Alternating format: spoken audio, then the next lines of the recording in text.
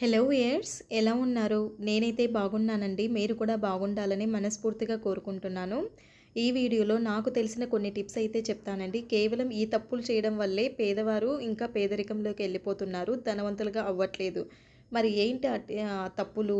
అలాగే ఏ టిప్స్ ఎలాంటి టిప్స్ పాటించాలి ఆ తప్పులు చేయకుండా ఉండాలంటే ఈ వీడియో చివరి వరకు చూడండి. ఎక్కడ స్కిప్ చేయకుండా చూసినట్లయితే మీకు ఈజీగా అర్థమవుతుంది. మొదటిదొచ్చేసి చాలామంది ఇప్పుడు పండుగల సీజన్ వస్తుంది కదా! పండుగల సీజన్‌కి బట్టలు కొనాలని ఉంటది. ప్రతి ఒక్కరికి అది కామనే కొనాలనుకోవడము పండుగలొచ్చినప్పుడు. మరి అది ఎలాంటి టిప్స్ పాటించాలి? ఎలాంటి టిప్స్ పాటించకపోవడం వల్ల మనము ఎక్కువ డబ్బులు వేస్ట్ చేస్తున్నదనేది చూద్దాం. కొందరు కాస్ట్‌లీ ఐటెమ్స్ మాకు బ్రాండ్ అది ఇది అని చెప్పి ఒకే వస్తువు ఒకే డ్రెస్ కోసం గానీ, శారీ కోసం ఎక్కువ కాస్ట్ పెట్టి తీసుకుంటూ ఉంటారు. ఇప్పుడు ఒక అమ్మాయి ఒక శారీని 10,000 పెట్టి తీసుకుందనుకోండి. 10,000 శారీని 10 సార్లు అయితే కట్టుకోలేదు. ఎందుకంటే ఇప్పుడు ఒకసారి ఒక ఫంక్షన్‌కి ఒక శారీ కట్టుకొని ఎళ్ళిందనుకోండి. మళ్ళీ ఇంకొక ఫంక్షన్ వస్తే ఇది మొన్నే కట్టాను నన్ను అందరూ చూసారు. ఫోటోస్‌లలో అందరూ ఫోటోస్ తీసుకున్నాం మా ఫ్రెండ్స్ అందుకు.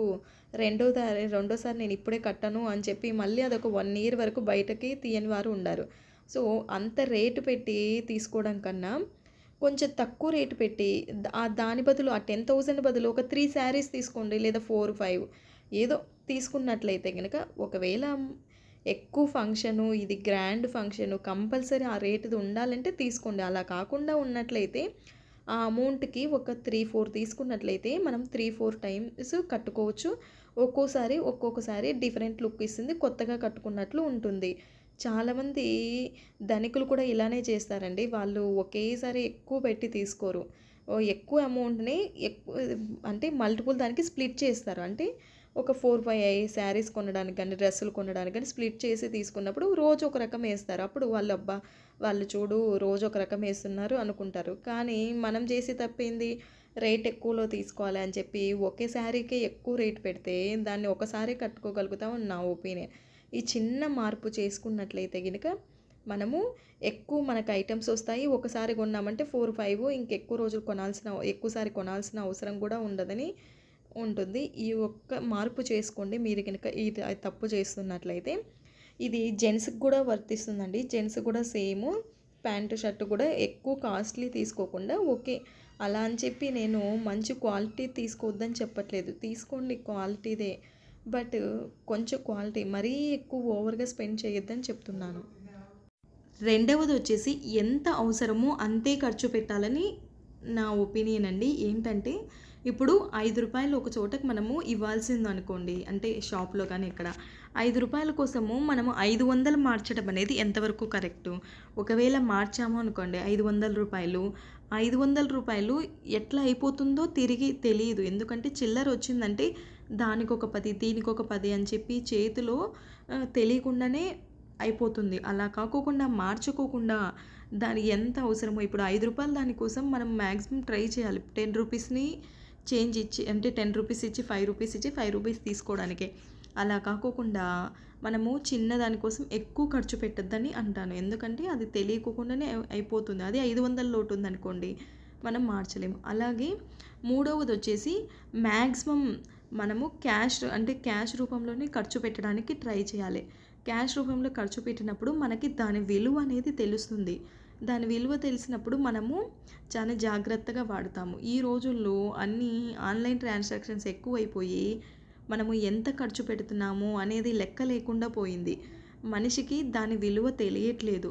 సో, మాక్సిమం మీరు చేతికి డ్రా చేసుకొని ఖర్చు పెట్టండి. అప్పుడే అనేది దాని విలువ అర్థమవుతుంది. మనము ఇచ్చేటప్పుడు అనిపిస్తుంది ఏదైనా షాపింగ్ అమ్మో! ఇంతనా దీనికి అని మనకి తెలియకోకుండానే మనలో ఒక స్వార్థం అనుకోండి ఏదైనా అలా అనిపిస్తుంది. సో, దాంతో మనం తగ్గించడానికి ట్రై చేస్తాము.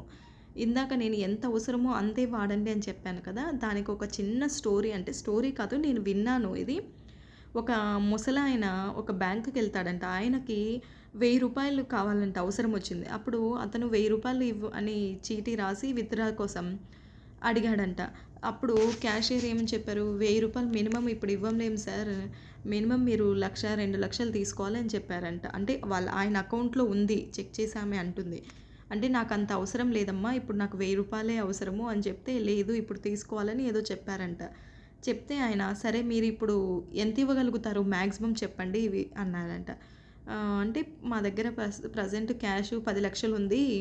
ఇస్తాము ఒకవేళ మీరు డ్రా చేసుకుంటానంటే అన్నారంట. ఆయన అకౌంట్‌లో 32,00,000 ఎంతో ఉందంట.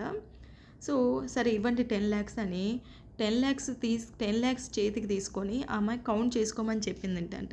అంటే నాకు కౌంట్ చేయాల్సిన అవసరం లేదమ్మా, మీ మీద నాకు నమ్మకం ఉంది అని చెప్పి దాంట్లో నుంచి ఒక ₹1000 తీసి మళ్ళీ డిపాజిట్ పేపర్ల మీద అంతా ఫిల్ చేసి ఇదో డిపాజిట్ చేసేయండి అని ఇచ్చేసాడంట. ఆయనకి ఎంత అవసరమో అంతే వాడుకున్నాడక్కడ. సో, ఆయన్ని చూసి నాకైతే చాలా ఆ స్టోరీ విన్న తర్వాత గ్రేట్ అనిపించింది. మనమైతే అలా కాదు కదా! ఇదొక మంచి హ్యాబిట్ అండి. ఎంత అవసరమో అంతే వాడుకోవాలి. అంతే ఖర్చు పెట్టాలి. అలా కాదు కదా! ఉంది కదా అని ఎక్కువ ఎక్కువ ఖర్చు చేశామనుకోండి, మనకి చేతిలో ఏమీ మిగలదు. నెక్స్ట్ టిప్ వచ్చేసి క్రెడిట్ కార్డ్ అండి. ఈ రోజుల్లో ప్రతి దానికి క్రెడిట్ కార్డ్ వాడుతున్నారు. ఇది అవసరమైన చోట వాడితే ఓకే. అనవసరమైన వాటికి కూడా క్రెడిట్ కార్డులు వాడితే మనకి అప్పుల పాలైతామండి. దానివల్ల ఏమవుతుంది తెలియకుండానే ప్రతిదానికి క్రెడిట్ కార్డ్ ఉంది కదా! క్రెడిట్ కార్డ్ ఉందని వాడేస్తాం. నెల చివరి వచ్చేసరికి ఆ టైం అయ్యేలోపు కట్టకపోతే వడ్డీలు రూ. 3, 4 ఏసి మనల్ని రాబడతారు. సో, అలానే ఈ బ్యాంక్ వాళ్ళు మనకు ఫోన్ చేసి మీకు ఫ్రీగా క్రెడిట్ కార్డ్ ఇస్తాము తీసుకోండి అని చెప్తూ ఉంటారు. మనం ఫ్రీగానే ఇస్తున్నారు కదా! సరే తీసేసుకొని పెట్టేసుకుంటే ఉంటాది కదా అని చెప్పి తీసేసుకుంటా. అంతవరకు బాగుంది. తీసుకున్న తర్వాత ఏదైనా అవసరం వచ్చిందనుకోండి, అది ఉంది కదా! ఆ క్రెడిట్ కార్డ్ ఉంది కదా! అని మన మనసంతా మనకి ఆప్షన్ అదేలాగా చూపిస్తూ ఉంటుంది. అప్పుడు ఏం చేస్తాం మనం ఆటోమేటిక్‌గా వాడతాం. సో, నన్నడిగితే క్రెడిట్ కార్డ్ తీసుకొని వాడికి ఏ బాధలు ఉండవు. వన్స్ తీసుకున్నామంటే గనక ఇంకా తెలియకుండానే వాటిని ఖర్చు చేస్తూ ఉంటాము. ఇంకా ఆటోమేటిక్‌గా మనము కట్టాల్సి వస్తుంటుంది. సో, వీలైనంత వరకు మ్యాక్సిమం క్రెడిట్ కార్డ్ మీరు తీసుకోకుండా ఉండడానికి ట్రై చేయండి. అప్పుడే మనకి అమౌంట్ అనేది ఎక్కువ ఖర్చు చేయకోకుండా ఉంటాము. దీనివల్ల మనకి చాలా అమౌంట్ ఆదా అవుతుంది. నెక్స్ట్ టిప్ వచ్చేసి మనకి కూరగాయలు గానీ, కిరాణా గానీ ఒక నెలవసరి అంటే నెలకి ఒకసారి అమౌంట్ ఇచ్చేలాగా ప్లాన్ చేసుకోండి. దానివల్ల మనకేమవుతుందంటే మనము ఎంత ఖర్చు చేస్తున్నామో ఒక ఐడియా అనేది వస్తుందండి. ఇది ఇప్పుడు సపోజ్ కూరగాయలు మేమే ఉన్నాము. మా కాలనీలో ఒక షాప్ ఉందండి. ఆ షాప్‌లో నెలసరికైనా ఇవ్వచ్చు. అంటే నెలకొకసారైనా ఇవ్వచ్చు. ఇప్పుడు సపోజ్ నేను నెలకొకసారి ఇచ్చాననుకోండి. అలా ఎంత అమౌంట్ నేను ఖర్చు చేశాను కూరగాయలకి, ఫ్రూట్స్‌కి అనేది నాకు ఒక ఐడియా వస్తుంది. అలా కాకోకుండా నాకు ఇంట్లో అవసరమైన ప్రతిసారి ఇంట్లో డబ్బులు తీసేసుకొని పోయి కొనుక్కొని వచ్చాననుకోండి. నేను నెలకి కూరగాయలకి, పండ్లకి ఎంత ఖర్చు చేస్తున్నానో నాకు ఒక అవగాహన అనేది ఉండదు. అలా కాకుండా ఉండాలంటే ఒక ఇది ఎప్పుడు తెచ్చుకున్నామో ఎంత అయింది అనేది బిల్లు నోట్ చేసుకోండి. నోట్ చేసుకొని వాళ్ళకి ఒకటో తేదీ అమౌంట్ రాగానే వెళ్ళి నా అమౌంట్ ఎంతయింది ఈ నెలవారీది సరుకు కూరగాయలది అని చెప్పి మీరు అడిగి ఇచ్చేసారంటే ఓకే. నేను ఈ కూరగాయలకి ఇంత పెట్టాను. కూరగాయలకి, పండ్లకి అలాగే కిరాణా సరుకుల దగ్గర కూడా మీరు ఇలానే చేశారంటే కిరాణా సరుకులకి ఇంత అమౌంట్ ఖర్చు చేశాను అని ఒక ఐడియా వస్తుంది. అప్పుడు మనకు కూడా ఒక అమ్మో ఇంత ఖర్చు చేస్తున్నానా? ఒకవేళ ఎక్కువ ఖర్చు చేస్తుంటే ఎక్కడ తగ్గించుకోవాలి అని మనలో మనకు తెలియకుండా నాకు భయం పుడుతుంది. లేదు తక్కువ ఖర్చు చేశామంటే అబ్బా! నేను తక్కువనే చేశానులే. ఇలానే చేయాలని మనకు అనిపిస్తుంది. అలా కాకుండా అయిపోయిన ప్రతిసారి వెళ్ళి తెచ్చుకుంటున్నాం అనుకోండి. మనం ఎంత ఖర్చు చేస్తున్నామో అర్థం కాదు. అది ఎక్కడ మనం మిగిలించాలో తెలీదు. అలా కాకోకుండా ఉండాలంటే మీకు కుదిరితే గనుక నెలకొకసారి అమౌంట్ పే చేసేలాగా చూసుకోండి. కుదిరితే ఈ ఆప్షన్ అంటే అందరికీ కుదరకపోవచ్చు. ఎందుకంటే బయట ఉన్న వాళ్ళకి ఖాతా ఉండదు కదా! ఖాతా లేని వాళ్ళు ఎప్పుడు అవసరమో అప్పుడు పెట్టి తెచ్చుకోవాల్సి ఉంటుంది. ఒకవేళ పాసిబిలిటీ ఉంటే గనుక ఖాతా మెయింటైన్ చేయడం, అట్లా నెలకొకసారి ఇచ్చేలాగా మీరు చేసుకుంటే గనుక దానివల్ల మీరు రెడ్యూస్ చేసుకోవచ్చు ఖర్చులు. అంటే ఎక్కువ పెడుతున్నావా, తక్కువ పెడతావా చూసుకొని దాన్ని బట్టి తగ్గించొచ్చు అని నా ఒపీనియన్. ఈ వీడియోలో నేను ఈ టిప్స్ అయితే చెప్పానండి. మీకు ఎలా అనిపించాయి ఈ టిప్స్? నిజంగా ఇలాంటివి మనం మిస్టేక్స్ చేస్తూ ఉంటామండి. ఈవెన్ నేను కూడా అప్పుడప్పుడు చేస్తూ ఉంటాను ఇలాంటి మిస్టేక్స్. సో, మనకి తెలిసిందనుకోండి ఇది మనం చేస్తున్నాము ఈ మిస్టేక్స్ అని రెక్టిఫై చేసుకోవడానికి ట్రై చేయాలి. ఒకేసారి మనం చేసుకోవాలి అన్న వెంటనే అది అలవాటు అవ్వదు. ఒక్కొక్క చిన్న చిన్నగా దాన్ని మార్చుకుంటూ రావాలి మన పద్ధతిని. అప్పుడే మనకి అది అలవాటుగా మారుతుంది. అలవాటుగా మారి మనము కొద్ది రోజులకి అదొక హ్యాబిట్ లాగా తయారై మనం కూడా దానికి అలవాటు పడిపోతాము. సో, ఇంకా నా దగ్గర మంచి మంచి సేవింగ్ వీడియోస్, ఛాలెంజెస్ ఉన్నాయండి.